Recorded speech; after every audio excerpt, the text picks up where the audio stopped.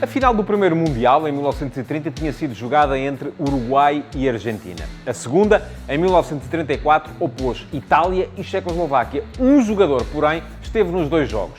Luís Monti perdeu a decisão de 1930 pelos argentinos, mas ganhou a de 34 pelos italianos, tornando-se símbolo de um mundo em mudança, de um mundo no qual a eclosão dos nacionalismos ferozes, que acabariam por redundar na Segunda Grande Guerra, não inibiam o fenómeno dos oriundos. Todo o Mundial de 1934 foi organizado como forma de celebrar o fascismo, tal como os Jogos Olímpicos de 36 serviram de propaganda ao nazismo alemão, aliás. Uma das caras da Itália perante o mundo era a sua representação desportiva e o Partido Nacional Fascista de Mussolini e Starace não se poupou esforços para impressionar. Já mandara começar o Campeonato Nacional em 29, tentara impor o clube único na generalidade das suas cidades, nem sempre com sucesso, e construir estádios imponentes. Faltava assegurar que se ganhava em campo. Para aumentar as possibilidades da equipa comandada por Vittorio Pozzo, o Duce, que tinha banido os estrangeiros do futebol italiano sob o pretexto da superioridade nacional fascista, fez passar uma lei em sentido contrário, não só permitindo a contratação por parte dos clubes, como a convocação para a seleção dos chamados oriundi, jogadores que tivessem sangue italiano nas suas árvores genealógicas. Foi assim que entre os 22 escolhidos por Pozzo estavam 5 sul-americanos. O brasileiro Anfilógino Guarizzi, Filó, e os argentinos Enrique Guaita, Raimundo Orsi, Luís Monti e Atílio Di Maria. Os dois últimos tinham jogado o Mundial de 1930 pelos alvicelestes.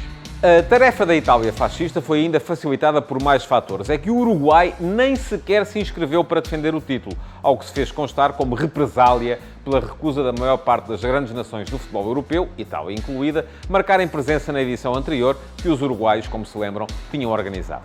Ainda que seja possível que tudo não tenha apenas passado de uma forma de não perderem face, uma vez que a geração dos grandes triunfos de 1924, 1928 e 1930 já se deram lugar a outra, menos talentosa e provavelmente destinada a ser derrotada. A Argentina esteve presente, mas perdeu logo à primeira ronda, porque trouxe à Europa uma equipa fraquíssima. Razões? Duas. Muitos dos seus melhores jogadores aproveitavam as longas digressões dos seus clubes para assinarem por grandes emblemas europeus, vindo boa parte deles a ser assimilados. E a introdução do profissionalismo no futebol local, em 1932, resultara na cisão entre federações, transformando a AFA, a Associação de Futebol Argentino, a que estava afiliada na FIFA, numa das menos representativas. As maiores dificuldades que a Itália teve para ganhar o Mundial da Glória Fascista acabaram por vir das seleções da Espanha e do Wunderteam da Áustria.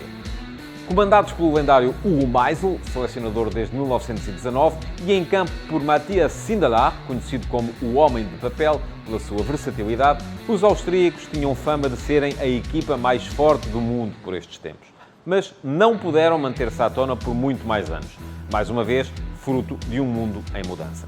Depois de ter caído na meia-final do Mundial de 1934 em circunstâncias muito duvidosas, de que vos falarei amanhã, e de ter perdido a final dos Jogos Olímpicos de 1936, sempre contra a Itália, a seleção austríaca foi extinta pelo Anschluss, a anexação do país pela Alemanha em março de 1938.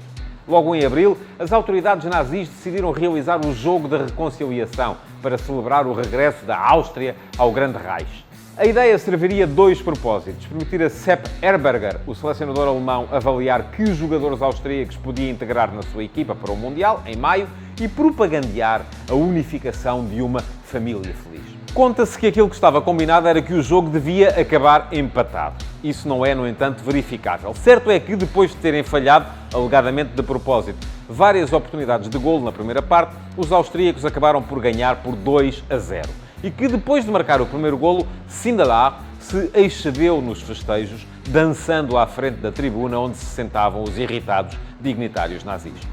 Ao Mundial de 38, a seleção do Reich levou 9 jogadores austríacos, 4 dos quais tinham jogado a edição de 1934 pela seleção de origem.